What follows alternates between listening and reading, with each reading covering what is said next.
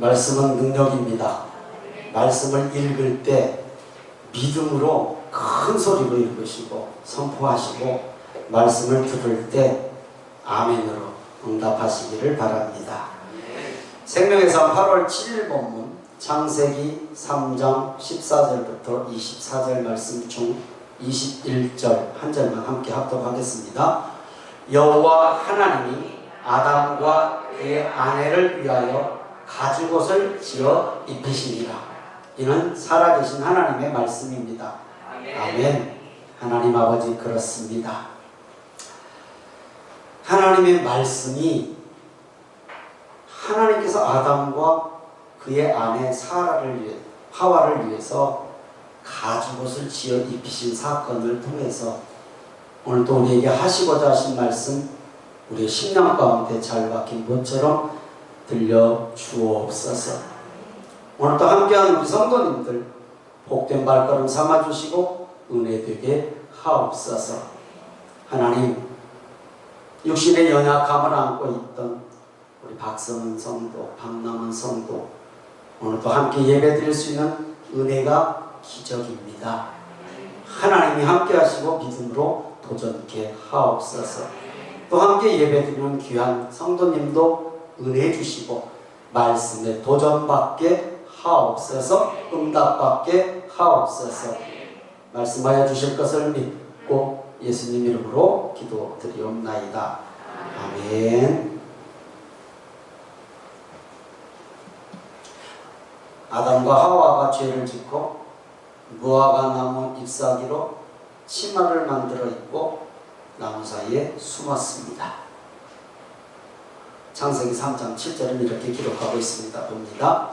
이에 그들의 눈이 밝아져 자기들이 벗은 줄을 알고 다시 있습니다. 말씀은 능력입니다. 크게 읽으시고 믿음으로 선포하시라고 했습니다. 시작. 이에 그들의 눈이 밝아져 자기들이 벗은 줄을 알고 무화과 나무 잎을 엮어 치마로 삼았더라. 예, 오늘 말씀에 여호와 하나님께서 아담과 하와에게 가죽옷을 지어서 입히셨다라고 성경을 기록하고 있죠. 가죽옷. 에덴 동산에서 부끄러움을 모르고 살았습니다. 네. 우리는 잘 경험해보지 못해서 그럴 수 있을까?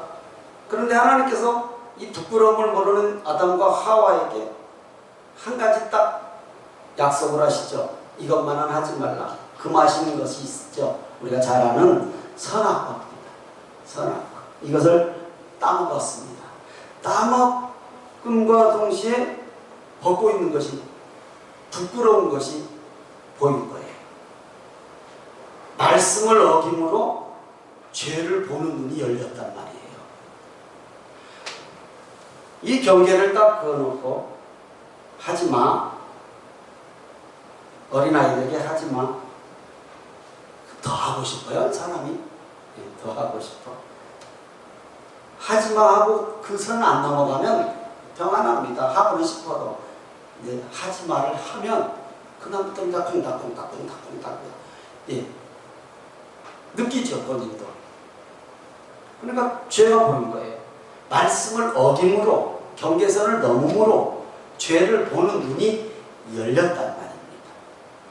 수치스러운 죄, 벗고 있는 부끄러움을 알았다라는 것입니다. 다른 말로 말하면 영적 순결을 잃어버린 것입니다. 벗고 있는 부끄러움을 알았기에 스스로 나뭇잎사귀로 무화과 나뭇잎 치마를 만들어서 입었습니다. 죄가 없을 때는 문제가 되지 않았는데 죄가 들어오면 문제 안 되었던 것이 문제가 됩니다. 전혀 죄 아닌 것들이 어느 날 그게 죄가 될 수 있단 말입니다. 내 모습에 따라서. 죄가 들어오면 육신의 눈이 밝아져요. 그리고 영의 눈은 어두워져요. 그래서 죄를 분별할 수가 없어요. 잘. 죄인가?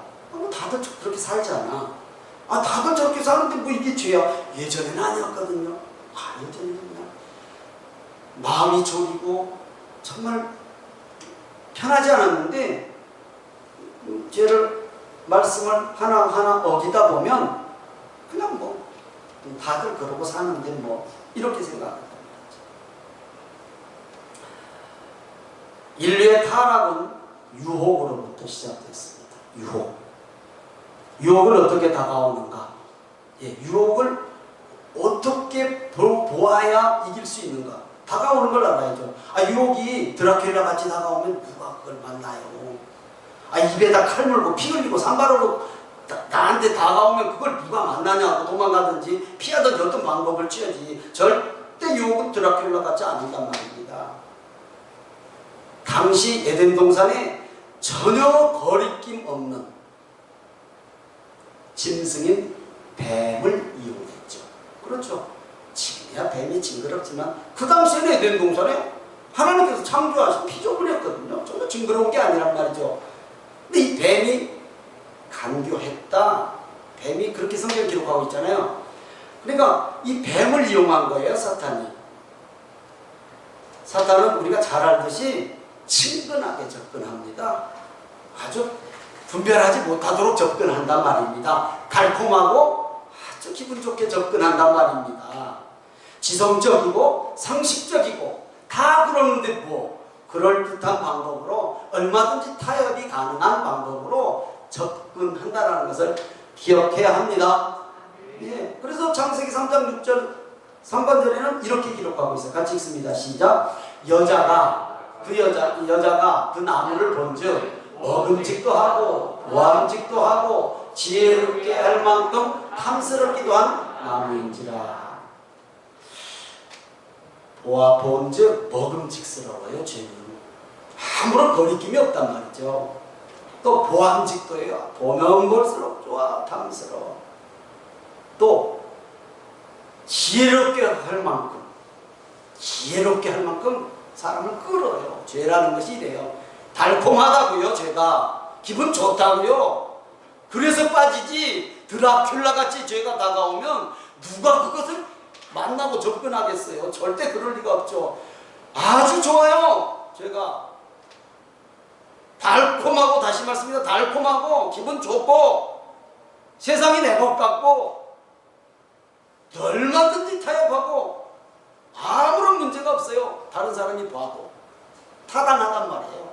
그렇게 다가와요. 인류 최초의 죄, 선악과 사건이잖아요. 부끄러움을 가렸어요. 눈이 밝아져서 벗고 있는 것이 그때서 알았어. 말씀드린 것처럼 무화과 나뭇잎으로 치마를 만들어 입었어요. 나무잎사귀로 치마 만들어 입으면 며칠이나 갈까요? 한 일주일 가나? 한나절이면 그냥 햇볕에 또르르 말려갖고 미니스커트 될거래 입으나만 하잖아요. 아니에요? 그렇단 말이죠. 당연하죠. 선악과는 아까 말씀드린 것처럼 하나님께서 금하신 경계선을 넘었다라는 의미예요. 하지 말라는 게 했단 말이죠. 하지 말라고 하셨는데 하는 것, 하라고 하셨는데 안 하는 것. 저는 이것을 선악과 의미라고 한번 생각해 봤어요. 성경 전체 핵심을 십계명으로 출애굽기 20장과 신명기 5장에 말씀하고 있죠. 우리가 1계명에서 10계명까지 다 외울 필요는 없어요. 뭐 성경 제일 뒤에 보면, 그냥 성경책 제일 뒤에 보면 나와요. 그 중에 하라 2가지, 하지 말라 8가지. 하라 2가지, 하지 말라. 지금 찾지 마시고 집에 가서 찾아보시라고. 평상시 저 10계명이 어디 있는가도 잘 모르지만 꼭 가서 찾아보세요. 하라가 뭐예요? 4계명, 5계명. 안식을 지켜라. 즉 오늘 주일 성수해라. 또 하라. 내 부모 공경하라. 내 부모 공경하라. 이 2가지만 하라예요. 주일 성수하라. 안식일 지켜라. 내 부모 공경하라. 그리고 나머지 8가지는 다 하지 말라예요. 하지 말라. 하나님께서 명령하신 경계선. 하라 하는데 안 하면 죄. 하지 말라 했는데 하면 죄. 이게 십계명이에요. 성경 66권을 통틀어서 아주 핵심으로 농축으로 줄여놓은 게 십계명이란 말이죠.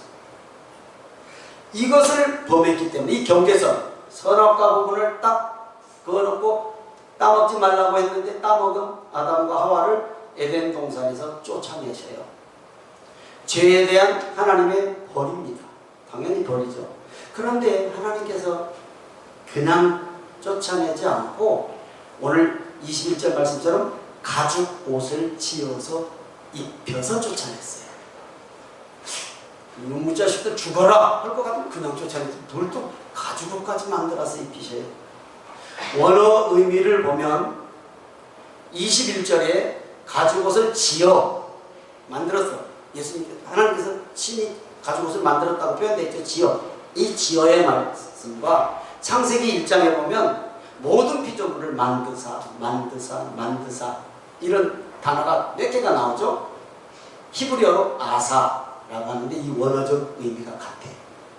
그러면 하나님께서 말씀으로 세상을 창조하셔, 만드셔, 창조하셔 이것과 하나님께서 죄 지은 아담과 하와를 가죽옷을 지어서 입히셨다. 지어 이것과 의미가 같단 말이에요. 그렇다면 가죽옷을 지어 입히신 사건과 천지를 창조하신 사건과 동일하게 생각하셨어요. 하나님은. 아니 죄 지은 아담과 하와에게 가죽옷 한 벌을 맞춰서 입혀주시는데 천지 창조하신 그것과 같은 의미로 쓰여졌어요. 원어가. 이게 무슨 의미일까요? 단순한 의복이 아니에요.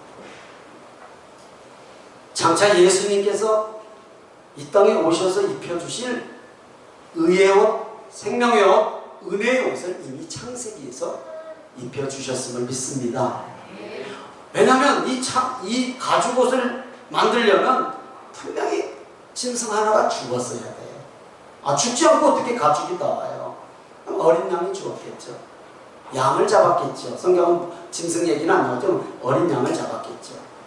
우리는 예수님을 믿음으로 보혈의 의의 은혜의 옷을 입을 것을 믿습니다. 우리는 예수님을 믿음으로 보혈의 의의 은혜의 옷을 입을 것을 믿습니다. 하나님은 아담과 하와의 수치를 가려주고 싶으셨어요. 이게 부모의 마음이에요. 그렇죠? 아무리 자녀가 못되게 굴어도요, 자식 저 못된 놈이라고 동네 가서 떠들 부모는 없어요. 감싸지. 집에서는 얼마나 감싸지 그 동네 막내 떠벌리는 부모는 이 세상에 없을 거라고요. 온전한 정신이라면. 하나님은 이 아담과 하와의 수치를 가려주고 싶었어요. 이것이 사랑이잖아요. 부모님들은 100% 이해되잖아요. 사랑이잖아요. 하나님은 인간의 수치를 가려주시기 위해서 가죽 옷을 지어 입히셨단 말입니다. 참된 사랑은 상대의 허물을 감춰줍니다. 참된 사랑은 남편도 품습니다. 참된 사랑은 못된 짓 하는 사람도 품을 수 있습니다. 예. 누구의 허물도 들추지 않고 감싸준단 말이에요. 그게 오늘 예배 함께 하신 우리 성도님들인 줄 믿습니다. 아멘. 에덴 동산의 첫 죽음이 찾아왔습니다. 가죽옷을 만들기 위해서 무엇인가 하나는 죽어야겠죠. 동물이 죽었다. 이 가죽옷, 무화과나무로 치마를 만들어 입었다라고 성경은 기록하고 있는데 하나님께서 만들어 입히신 이 가죽옷은 케토네트라고 원어 케토네트, 이게 외투예요. 외투는요 중동지방 낮에는 덥지만 밤에는 살을 내리는 추위란 말이에요. 외투는 그냥 우리가 말하는 이런 외투가 아니에요. 이불이에요. 이불. 그 지역은 이불. 외투가 그만큼 중요해요. 가죽 외투. 어떤 세상 풍파에서도 지켜주는 옷이라고요. 하나님께서 그렇게 사랑하셔서 그의 그 추위, 그의 고난, 그의 죄를 가릴 수 있는 옷을 만들어 입히셨다라는 의미가 담겨 있습니다. 아담과 하와는 가죽옷을 입는 순간 마음의 평안과 위로가 찾아오는 것을 당연히 느꼈을 것이라. 생각 한번 해보세요. 추운 겨울날 누군가 따뜻한 외투 하나 걸쳐주면 얼마나 마음에 평안할까, 따뜻할까. 영적으로 하나님의 사랑에서 벗어나서 쫓겨나는 그 아담과 하와에게 하나님께서 사랑의 외투를 만들어서 입히셨다라는 것을 기억하시기를 바랍니다. 먼 날 예수님께서 갈보리 십자가에서 흘려주신 보혈로 우리는 죄를 가릴 수 있었고 구원받았다라는 사실을 우리는 지금도 믿습니다. 당연하죠.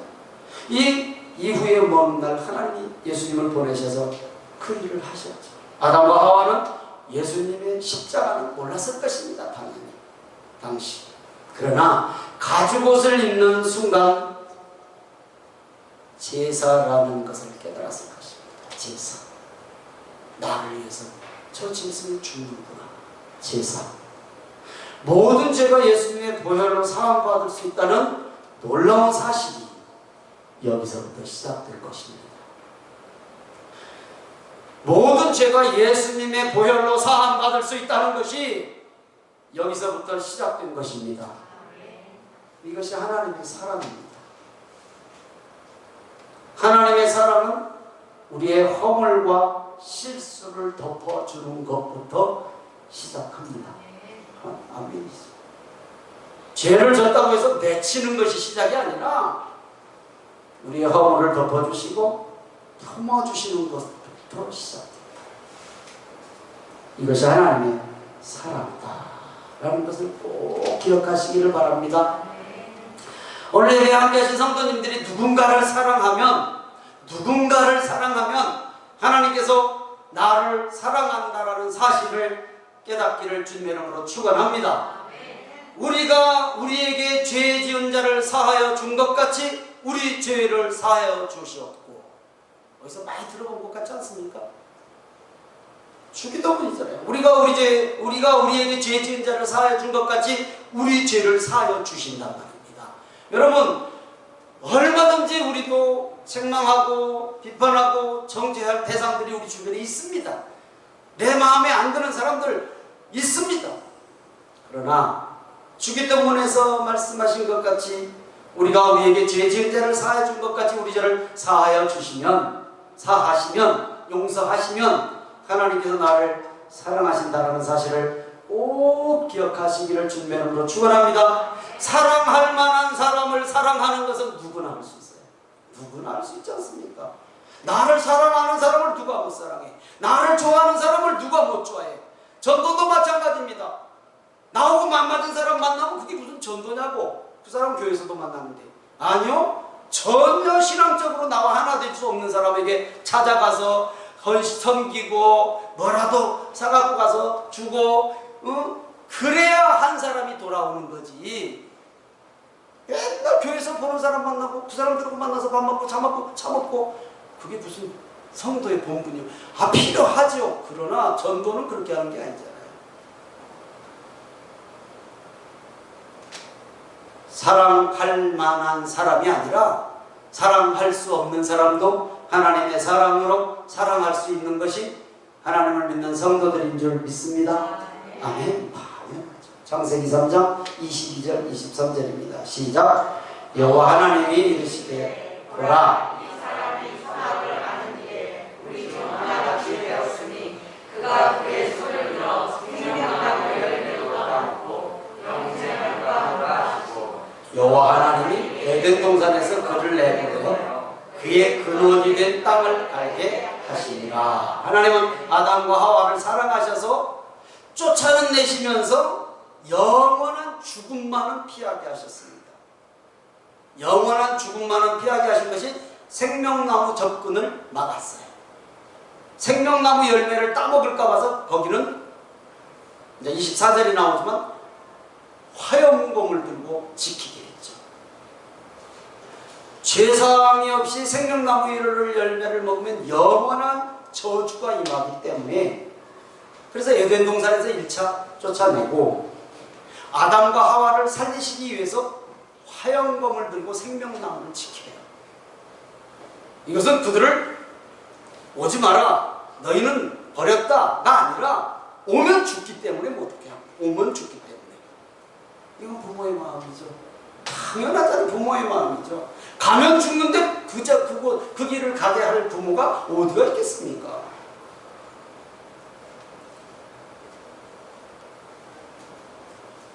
그래서 에덴 동산에서 쫓아낸 것이죠. 생명나무를 따먹을 가져와서 한 번 따먹은 아담과 하와 두 번째라고 못 따먹을 있겠습니까? 이것은 아담과 하와를 살리시기 위한 예수님의 보혈로만 우리의 죄가 가려질 수 있다는 사실을 믿으십니까? 아담과 하와는 무화과 잎으로 치마를 만들어 부끄러움을 가렸지만 하나님은 말씀드린 것처럼 외투, 케토네트, 몸 전체를 가릴 수 있는 옷을 만들어 입혔습니다. 하나님의 보호 아래 있는 에덴 동산이 아니라 쫓겨나서 흙으로 만들었으니 땅을 일고 살으라고 쫓아낸 그 하나님의 마음, 하나님께서 베푸신 긍휼이에요. 죄 때문에 쫓아내지만 살아야 될 거 아니에요. 나가서 땅 갈며 땀을 흘리고.